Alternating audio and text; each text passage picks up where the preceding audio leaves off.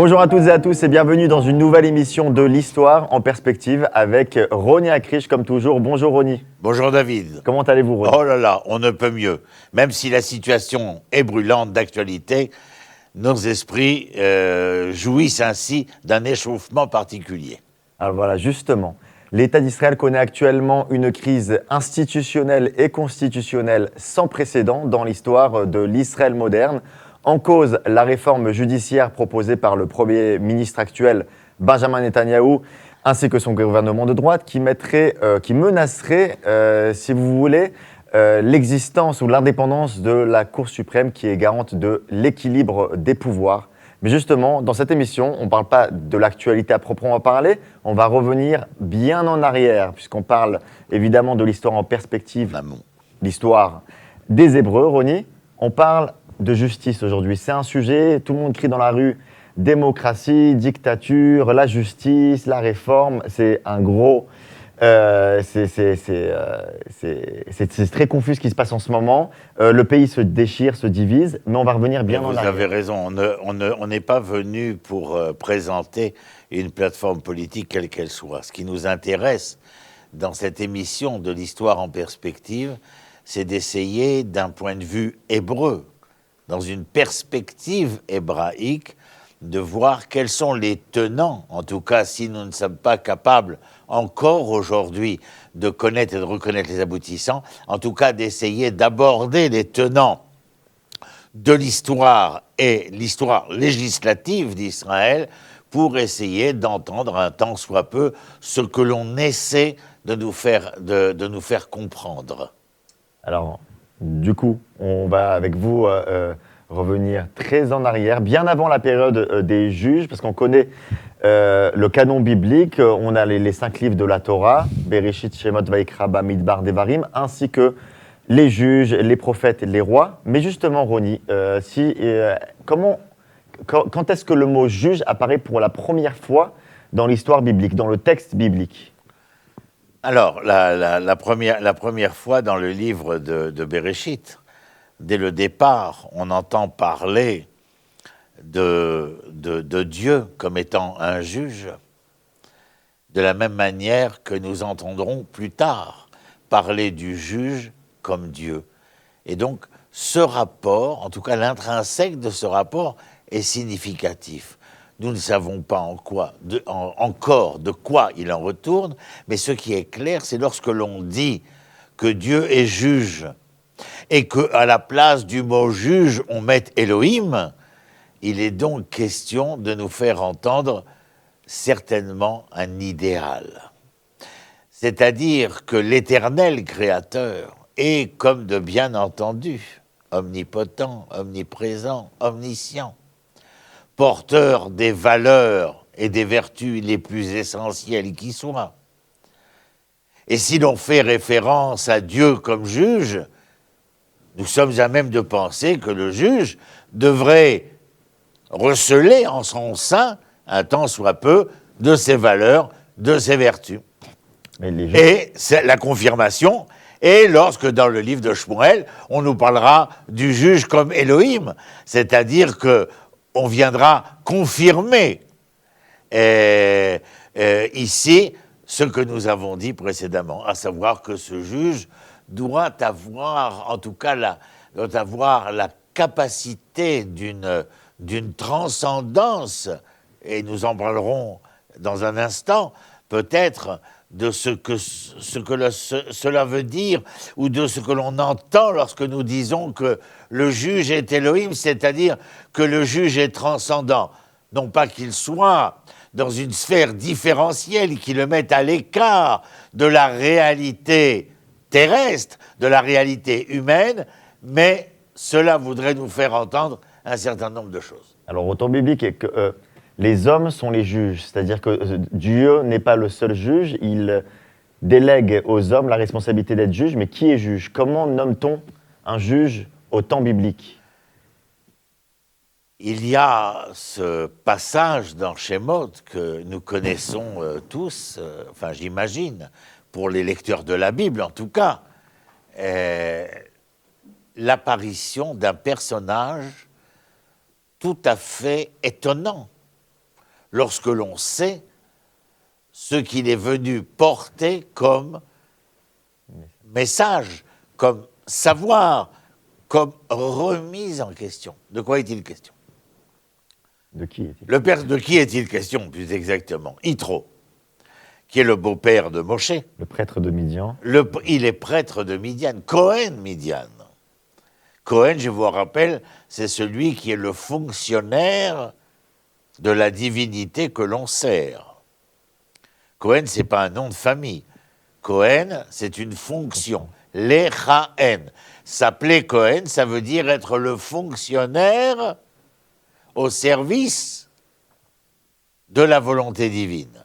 Et Lévi, Lévaya, c'est-à-dire celui qui accompagne, bien évidemment. Donc, Yitro et Cohen Midian.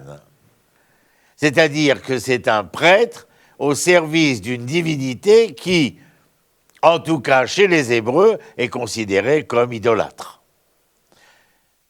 Yitro revient auprès de Moshe après la sortie d'Égypte, après la traversée de la mer Rouge, de la mer des Joncs plus exactement. Je ne sais pas pourquoi on dit la mer Rouge, c'est la mer des Joncs. Dès qu'on parle en français, on fait des erreurs. Et la Yam Souf. Et donc il vient et il remarque les faits et gestes de Moshe. Et parmi ces faits et gestes, il voit Moshe rendre la justice au sein du peuple d'Israël. On s'imagine, vu la quantité de personnes sorties d'Égypte, qu'il est absolument impossible pour un seul être de rendre la justice. Et Yitro va remettre en question ces faits, ces gestes-là. Alors, il y a quelque chose qui surprendrait pas, du coup, puisqu'on sait qu'au moment de la sortie d'Égypte, on est face à un peuple aliéné qui n'a pas encore cette notion, qui n'est pas encore structuré, hiérarchisé. Donc, il serait un peu normal qu'il y ait un prêtre de Midian, certes idolâtre, certes d'une autre culture et divinité, qui viendrait apporter son... Oui, mais le savoir qu'il apporte est rendu à Moshe. Il ne s'adresse pas... Moshe en tant que leader. Oui, Moshe en tant que leader, il ne s'adresse pas à qui que ce soit d'autre. C'est à Moshe de prendre les décisions. Je sais pas si, je crois qu'on a amené, vous et moi, les textes pour que nos téléspectateurs puissent en savoir un peu plus. Et si je ne me trompe pas, je veux donner...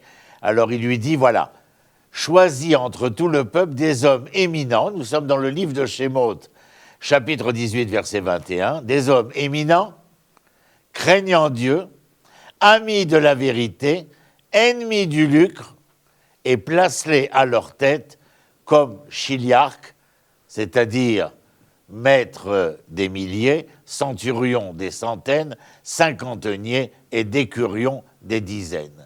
C'est-à-dire, il y a ici une volonté claire de hiérarchiser la justice et de faire en sorte que des tribunaux qui prendront d'autres noms, ce n'est pas notre sujet maintenant, tribunal d'instance et tribunal de grande instance, etc., etc., c'est-à-dire qu'à tous les échelons de la société, il faut que l'on soit à même de pouvoir rendre la justice sans importuner Moshe du labeur qui est le sien. Son labeur, c'est d'être le maître de l'exécutif et de mener les Hébreux à bon port.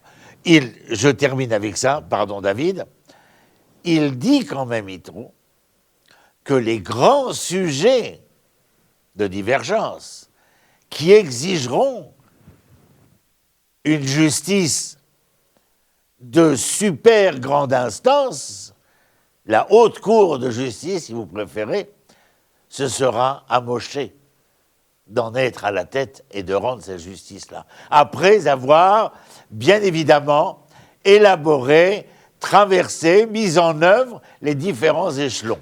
Mais rappelez-vous ce qu'il lui dit.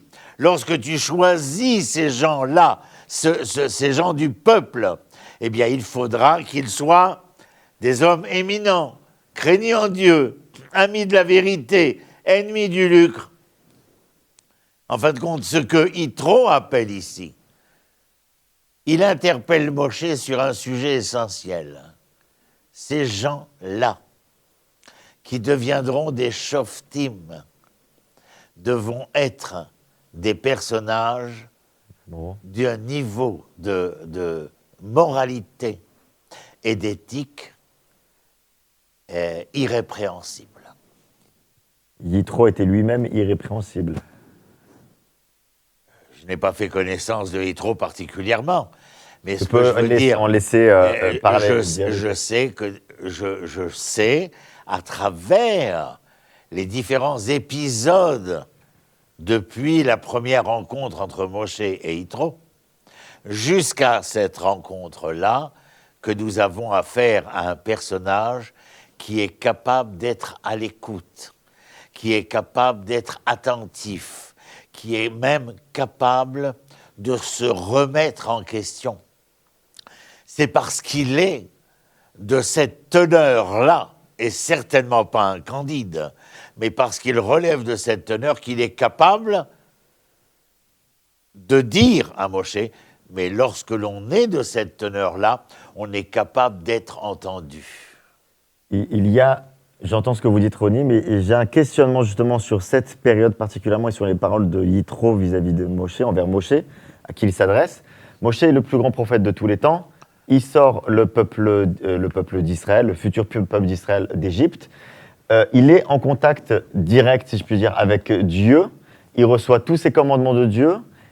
Pourquoi tout ce qui relève de la question de la justice doivent passer par Yitro, qui ne fait pas partie du peuple d'Israël, et pourquoi ce n'est pas un commandement qui a été directement dicté par Dieu à Moshe? Votre question est à bon escient. La raison en est, c'est que les voies à même d'élaborer les différentes règles de l'existence sociale et sociétale doivent être, en dehors de ce qui a été donné à l'Éternel, les grandes lignes de l'existence sociale et sociétale. La mise à l'épreuve de ces données-là doit être entre les mains des hommes. Vous ne pouvez pas, en tout cas, à mon humble avis, ce que j'entends dans le texte, à travers surtout les livres de Shemot, de Bamidbar, mais bien entendu, l'essentiel pour moi, le livre de Dvarim, quand nous sommes aux abords de la rentrée en Eretz Israël et que Moshe n'y rentrera pas, et que c'est Yoshua qui va prendre le sceptre de l'exécutif, il y a une volonté probante de l'Éternel de laisser entre les mains de l'homme la possibilité de parfaire le monde. La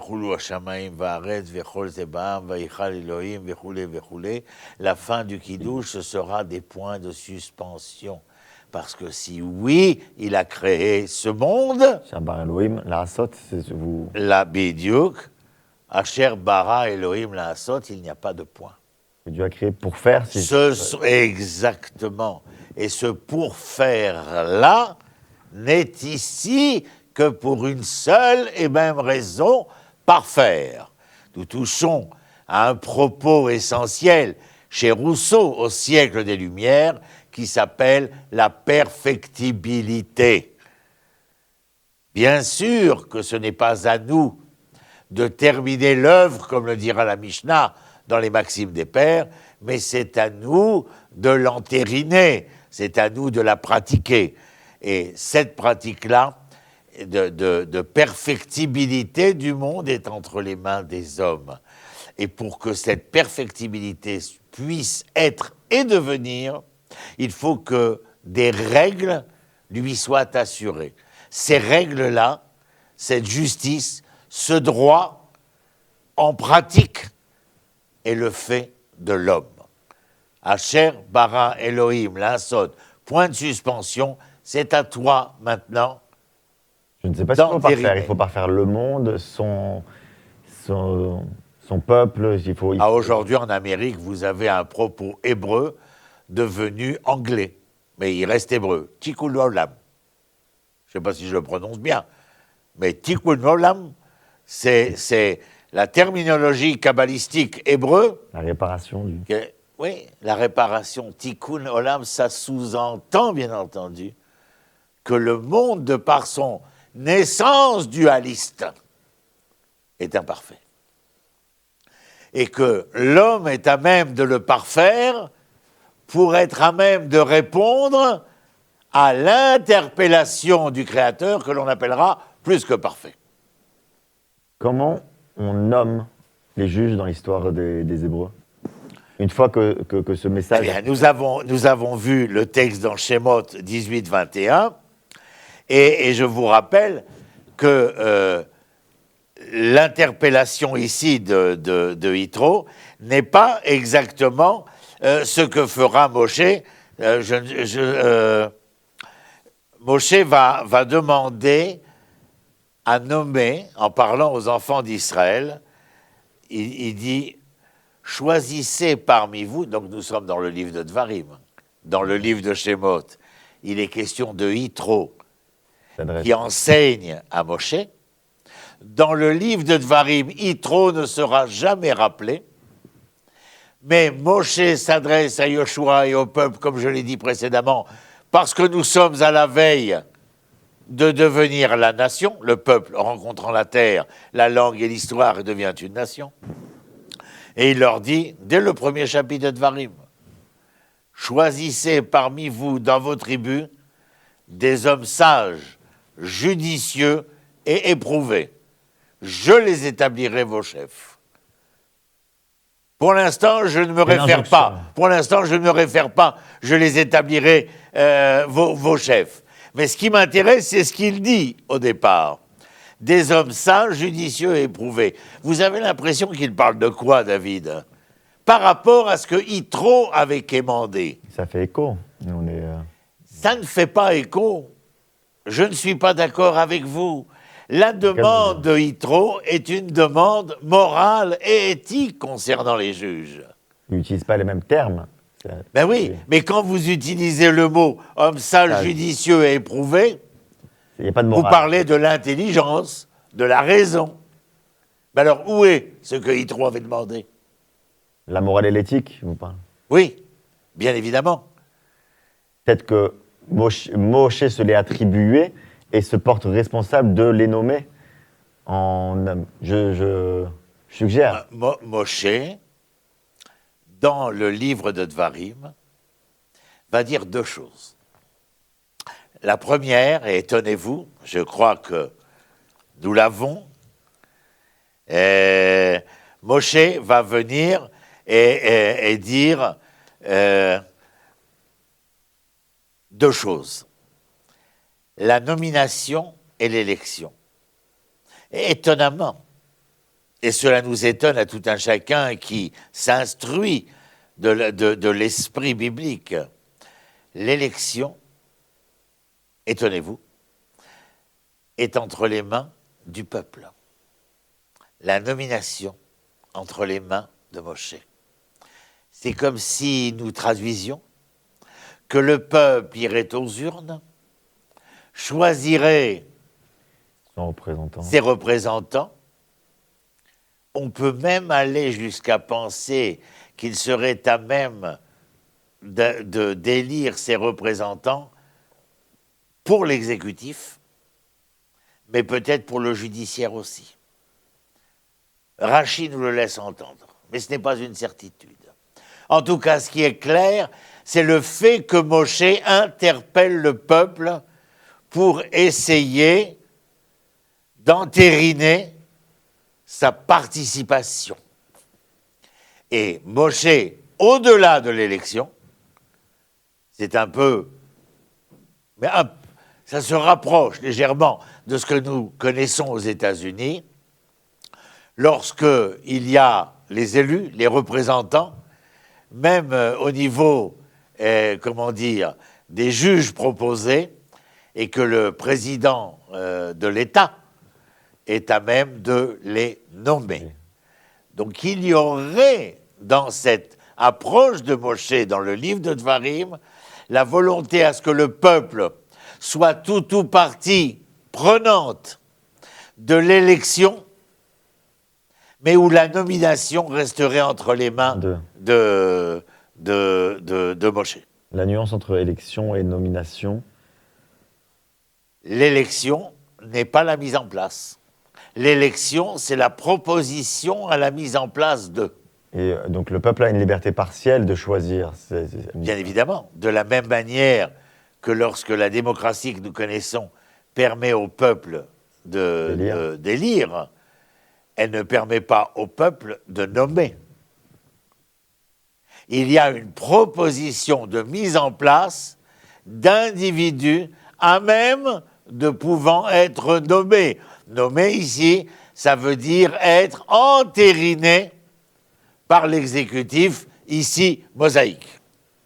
Lorsque vous citiez dans le livre du Deutéronome de Devarim Moshe qui s'adresse à Josué, il sait que du coup, sa fonction sera moindre à ce moment-là. C'est-à-dire que s'il met en place un pouvoir judiciaire au sein du peuple d'Israël, quelle est dès lors sa fonction à lui Sa fonction à lui est la même que celle que Moshe menait, raison pour laquelle Yitro est intervenu. À savoir qu'il fait entendre à Moshe que lorsque l'on se préoccupe à ce point de rendre la justice dans un temps exacerbé, dans une quantité exacerbée, la qualité du pouvoir s'en trouve prise à défaut. Pour Yehoshua, de la même manière, l'établissement, en tout cas pour la période de Yehoshua, après ce sera, même si elle s'appelle la période des Shoftim, nous serons loin de pouvoir être témoins de droit et de justice. Mais ce n'est pas notre sujet non plus. Yehoshua, comme Moshe, doivent pouvoir mener à bien la finalité de la sortie d'Égypte. Pour Moshe, il s'agissait de faire sortir les enfants d'Israël d'Égypte, de commencer à leur donner l'infrastructure, de structurer le peuple d'Israël. Vous vous rappelez, en tribu, les drapeaux, les fanions, la marche géographique, géométrique pour avancer. Ouais. Donc il est un épisode structuraliste. Et Yoshua, comme on dit en hébreu, de mettre le dernier coup de marteau sur le clou, c'est-à-dire d'asseoir le sujet. Et bien entendu que la volonté d'un régime judiciaire à l'époque hébraïque, à l'époque biblique, est afin de laisser le pouvoir en place, Moshe dans le désert, Yehoshua dans la conquête d'Israël, faire en sorte qu'il puisse être à même de concrétiser et de mettre un jour les différentes étapes, comme pour Moshe, comme pour Yehoshua, de la sortie d'Égypte. Mais en aucun cas, bien évidemment, le régime judiciaire tel qu'il est proposé par Yitro, et je vous rappelle que quand Yitro le propose, Moshe acquiesce. Moshe acquiesce. Et vous aviez raison tout à l'heure de dire, mais comment un idolâtre, prêtre, même si c'est le beau-père de Moshe, etc. Oui, mais vous savez que nous avons une paracha qui s'appelle Yitro, parce que cet homme, comment dit-on en hébreu? Torah bagoïm al ta'amin. Chochma bagoïm ta'amin. La sagesse parmi les peuples, il faut bien se rendre à l'évidence qu'elle est. La Torah parmi les peuples, il faut bien se rendre à l'évidence qu'elle ne peut être, car elle ne leur a pas été donnée, mais qu'elle est, comment dire, la propriété unilatérale des enfants d'Israël. Mais lorsque Yitro vient, c'est bien pour nous faire entendre que la sagesse peut être entendue de partout. Moshe acquiesce, mais surtout dans ce cadre-là, ce que nous avons dit précédemment, la justice ici, c'est-à-dire les règles de conduite dans cette élaboration de la perfectibilité sociétale et sociale est entre les mains des hommes. Dieu ne veut pas intervenir parmi les hommes. Lorsqu'il le fera, c'est lorsque nous sommes dans des périodes, dans des moments, dans des instants tragiques. Tragiques. Même pas dramatiques. Même pas dramatiques. Car le drame, c'est une tragédie qui se finit bien. Donc il n'intervient pas. Mais la tragédie est un drame qui se finit mal. Alors là, il intervient. C'est même pas lui qui nomme les juges en question, c'est un homme qui représente une entité. Moshe, comme vous l'écrivez, qui réunit lui-même en son sein le pouvoir, le législatif. C'est un juge, c'est un exécutif. Vous touchez un autre point important, bien entendu. Oui, c'est que du temps biblique, David est considéré comme juge. Je vous pose une question, David. Comment connaissez-vous Shlomo, le roi? Le roi Shlomo. Comment vous est-il connu? Quel est l'épisode qui est le plus probant à vos yeux? On parle c'est vrai qu'on parle du jugement de Salomon. Yafé Meod. Très bien, exactement. 12 points.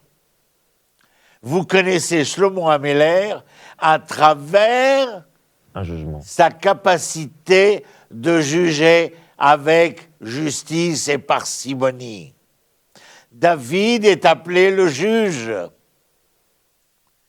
Vous voyez qu'il faudra beaucoup de devenir à Israël pour que nous parlions à l'époque moderne. Je dis l'époque moderne, un peu avant la Révolution française, après la Révolution française, enfin surtout au moment de l'industrialisation des sociétés et en allant vers ces choix de société qui seront, déjà présentés en Angleterre. Il est pratiquement, je crois, je ne me trompe pas, un des premiers, c'est John Locke, philosophe anglais, qui va poser les jalons de la séparation des pouvoirs, de la possibilité, malgré la présence d'un roi, d'une société monarchique, de pouvoir penser, réfléchir à une séparation des pouvoirs. D'ailleurs, Montesquieu s'en servira, bien entendu. Mais n'allons pas encore à Montesquieu, restons toujours avec... Ça fait un bond dans le temps. Il y a quelque chose que je voulais vous dire. Oui, mais il y a quelque chose qui relève de manière anachronique de la séparation des pouvoirs, dans le fait que Moïse commence à nommer enjoint Yoshua. Il laisse la possibilité de... Non, le choix de Yoshua, ce n'est pas un choix... C'est un choix divin que Moshe est obligé de contracter. Mais ce que je veux dire, à propos de Moshe, et je l'ai réitéré il y a un instant, le fait qu'il ait accepté ce qu'a dit Yitro. Parce qu'il aurait pu réagir comme un Israélien, la mamiata. Bon, son beau-père. Qui es-tu? Son beau-père, accessoirement. Oui, d'accord. Il propose des intérêts familiaux. Mais enfin, après la révélation sinaïtique, on était à même de pouvoir penser qu'il considérerait les Midianites et autres populaces environnementales comme étant des idolâtres qu'il faudrait convertir, qu'il faudrait amener à reconnaître le monothéisme hébraïque naissant. Mais attendez, Ronnie, si je peux revenir juste un petit peu en arrière, on parlait de Yitro à l'instant, mais il n'y a pas encore de loi assise. Ça veut dire qu'on peut nommer des juges, mais il n'y a pas de loi pour pouvoir asseoir une justice quelconque. Est-ce que c'est pas en corrélation du coup? On peut pas mettre le... La loi, le fondement de la loi, je dirais... Les bases ont été jetées.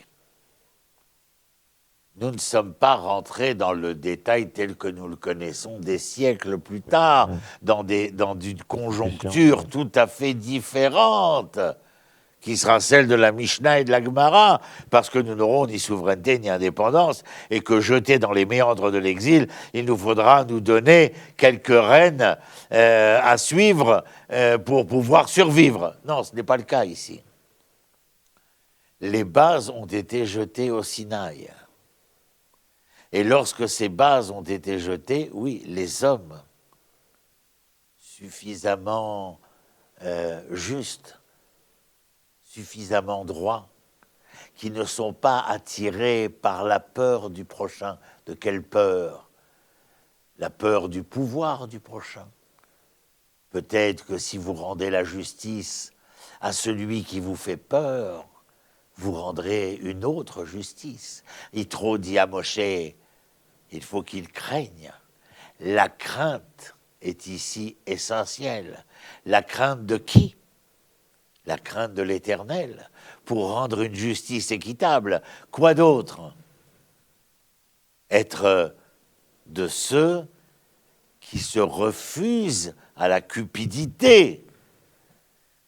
À la corruption. À la corruption, bien évidemment, bien évidemment. Qui ne connaît l'homme? Enfin, il faut pas non plus, comment dire, de manière apologétique, considérer l'homme comme étant l'œuvre la meilleure. C'est une œuvre duelle. Cette œuvre duelle est continuellement mue entre les pulsions de mal et les pulsions de bien, mais enfin, vous serez d'accord avec moi qu'il est le plus souvent mu par les pulsions de la cupidité, de la jalousie, j'en passe, des vertes et des pas mûres. Mais il y a quelque chose que je voulais vous dire et qui me paraît intéressant. Yitro recommandait, vous vous rappelez ce qu'on a vu, des hommes éminents, craignant Dieu, amis de la vérité, ennemis du lucre, ce que nous avons dit à l'instant. Mais Moshe, dans le même livre de Shemot, au chapitre 18, parle des hommes de mérite entre tout Israël, et il va les créer magistrats. Il se met à chercher des hommes qui soient, comme Yitro dit, éminents, non cupides, amis de la vérité. Vous vous rendez compte? Nous ne sommes pas encore dans le Varim, mais dans Exode. Enfin, j'aime pas le mot Exode parce qu'il est anachronique. Hein. On sort d'Égypte, on nous dit qu'en Exode. C'est quand on a été en Égypte qu'on était en Exode. Là, c'est le livre de Shemot. Alors, permettez-moi, on va dire Shemot. Parce que cette terminologie... Je veux dire les noms, tout simplement. Oui, en plus. Donc, Exode, c'est anachronique au possible. Il y a de quoi abrutir les masses en ne nommant pas, comme disait Camus, mal nommer les choses. Au malheur du monde. C'est véritablement participer au malheur du monde. Propos de Camus, je vois que vous avez des lettres, David. Et Moshe ne va trouver que le texte nous dit, je lis, hein, des hommes de mérite entre tout Israël et les créer un magistrat du peuple. Mais il t'a dit éminent, craignant Dieu, vérité, sans cupidité. Et toi, ce que tu retiens, c'est homme de mérite. Et alors là, il y a aussi un autre moment où Moshe va chercher des hommes sages, vous vous rappelez, oui. Judicieux et éprouvés. Et alors là, je viens et je vois, et je désignais les principaux de vos tribus, hommes sages et éprouvés. Et judicieux, alors. Vous savez à quoi ça nous fait penser, David? C'est absolument extraordinaire. Ouais. Nous avons, vous et moi, des aspirations, des désirs, un idéal.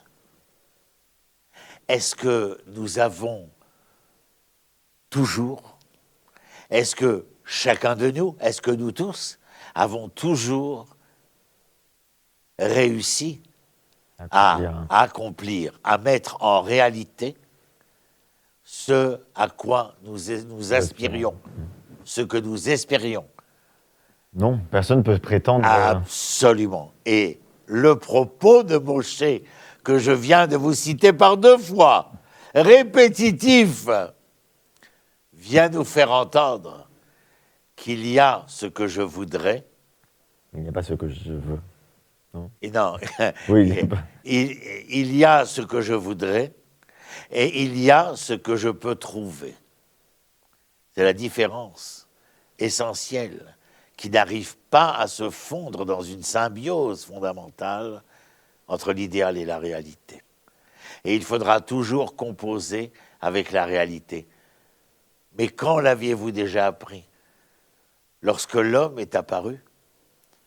Est-ce que l'homme était parfait? Non. L'homme va montrer dès son origine sa fiabilité. Par quoi? Par sa dualité. Donc, nul être n'est, comme le décrit Yitro. Yitro a une aspiration idéale, c'est ça qui est absolument Et extraordinaire. Moshe est plus réaliste dans ses propos quand il cherche... Moshe acquiesce à Yitro, mais la réalité à laquelle va être confronté Moshe est totalement différente. C'est revoir son projet à la baisse.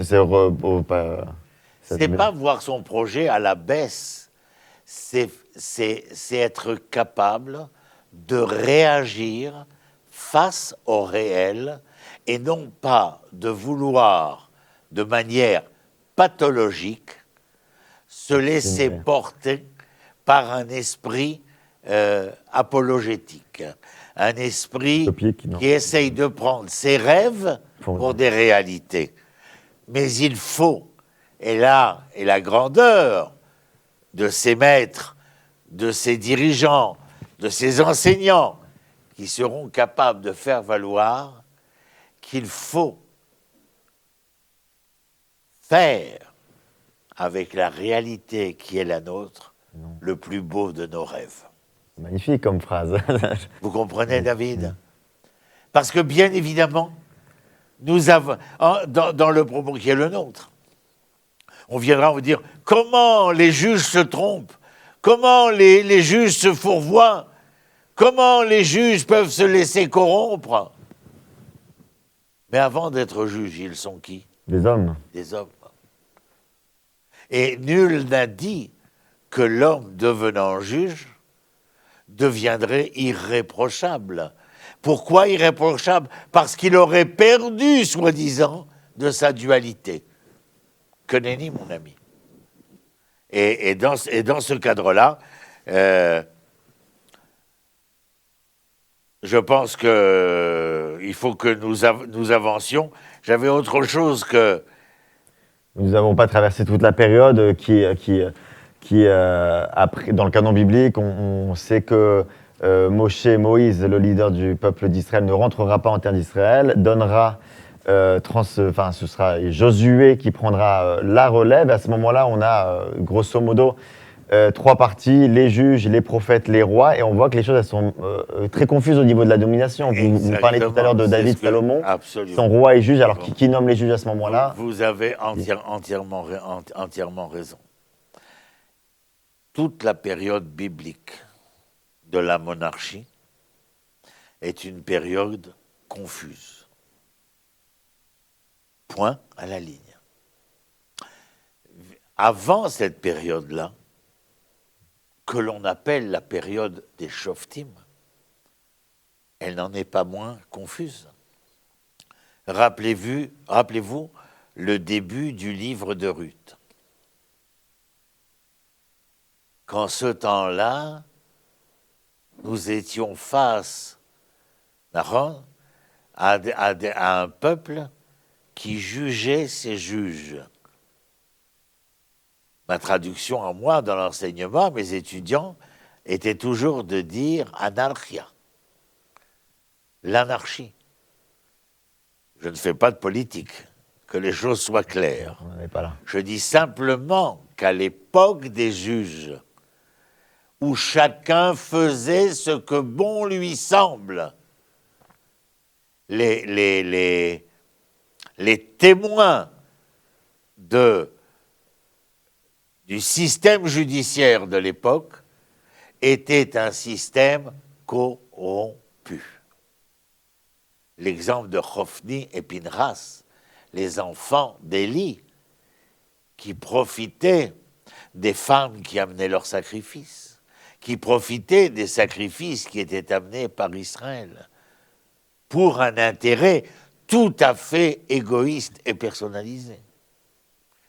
Eh bien, la preuve, et d'ailleurs, lorsqu'on relit le cantique, ce merveilleux cantique de Dvorah, qui est juge, mais chef d'état-major, femme, épouse et prophétesse, elle a tout pour elle.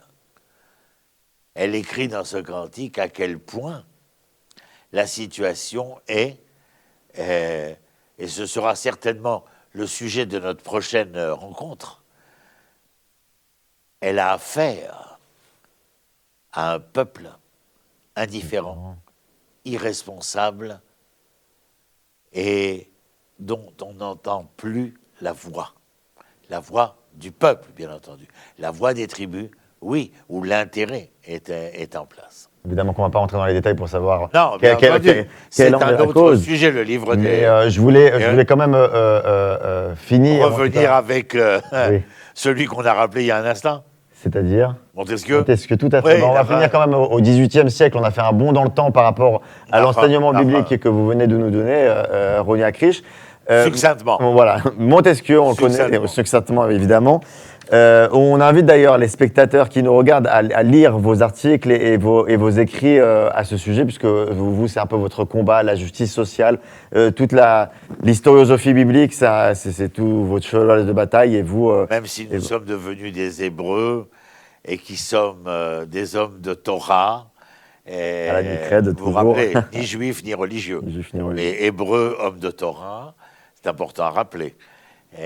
Il est clair que je n'ai jamais démenti les amours qui furent les miens de l'âge de 14 ans à 25 ans, de combattre et d'essayer de rendre ce monde plus perfectible. Et je crois que quand j'ai rappelé Locke tout à l'heure en Angleterre, dont s'inspirera Montesquieu dans L'Esprit des lois, son livre au XVIIIe siècle, et qui servira, bien entendu, de fondement pour essayer de différencier. C'est quoi la monarchie? C'est quoi la dictature? C'est quoi la République? D'ailleurs, dictature, sachez simplement que la dictature, à l'époque de Montesquieu, on parlera du pouvoir absolu, du pouvoir exacerbé, du pouvoir hégémonique.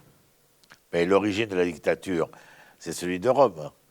C'est lorsqu'on nommait un dictateur pour un temps précis, dans un domaine précis, qu'il devait réaliser, et lorsqu'il avait terminé son temps et le projet pour lequel il avait été élu, il devait disparaître, quitter son poste. C'est l'origine du terme dictature. Non, parce que j'entends beaucoup le mot dictature. Oui.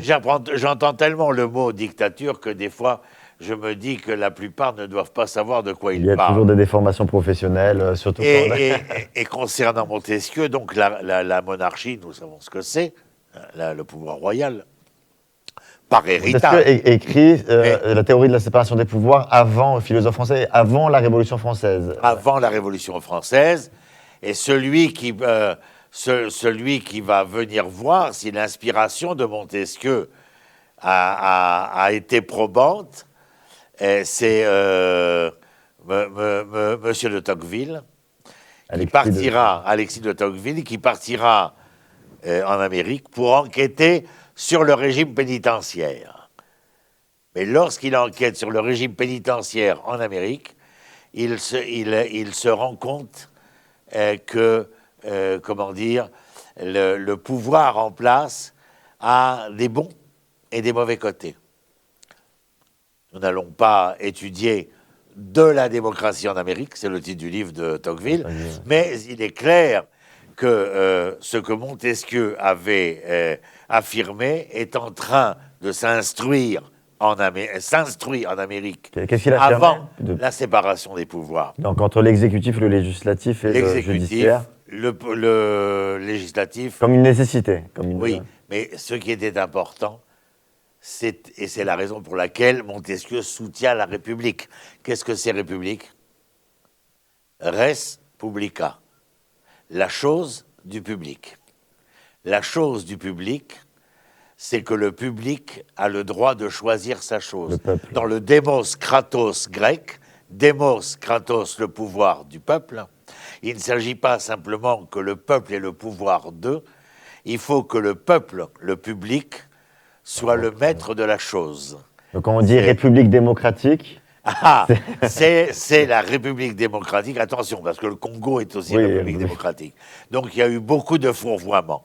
Mais tel que nous connaissons, par exemple, en France, qui paraît être un peu symptomatique, alors c'est justement les élections, le suffrage universel, etc., qui permettent d'une certaine manière à ce que le peuple puisse avoir la force de choisir le pouvoir, mais qu'il soit la chose de ce pouvoir aussi. Ça n'a pas totalement réussi, mais c'est en tout cas l'esprit des choses, l'esprit de la loi que Montesquieu voulait. D'ailleurs, il choisit la République comme phénoménologie institutionnelle et constitutionnelle, essentiellement.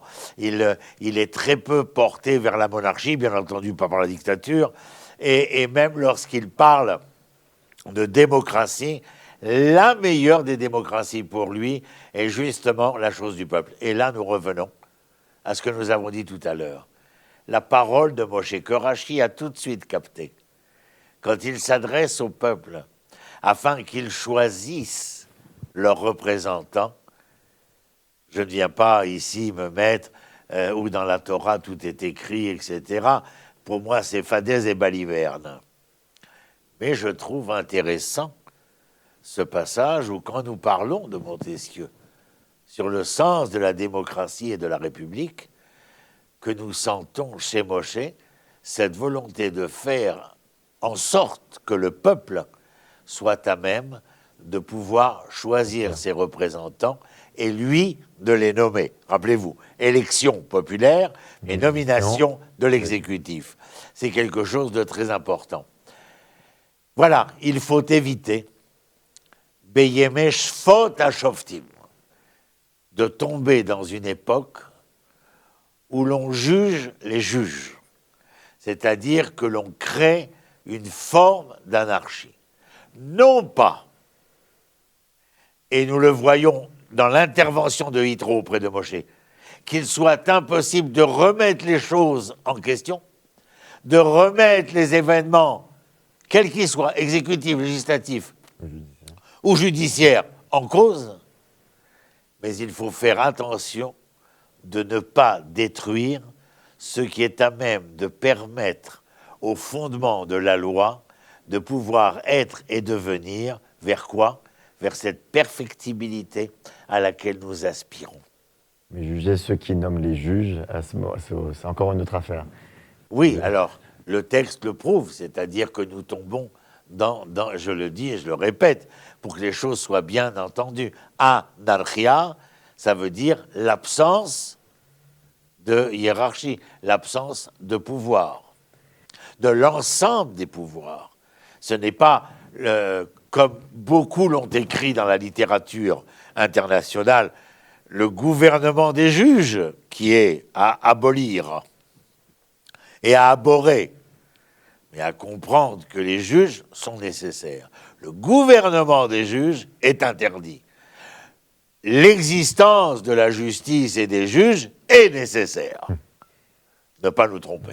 Roni Hakrich, merci beaucoup d'abord pour ces rappels sémantiques que vous venez de faire. Ensuite, pour tous ces enseignements bibliques à travers l'histoire de Moshe, de Yitro, de la mise en place des juges au temps biblique. Cette plongée était passionnante avec vous. On continue, on se voit pour une prochaine émission. On va toujours rester dans cette thématique-là. Merci beaucoup, Roni. Merci beaucoup à tous de nous avoir suivis. On se retrouve bientôt pour une nouvelle émission de l'Histoire en perspective. Suivez-nous.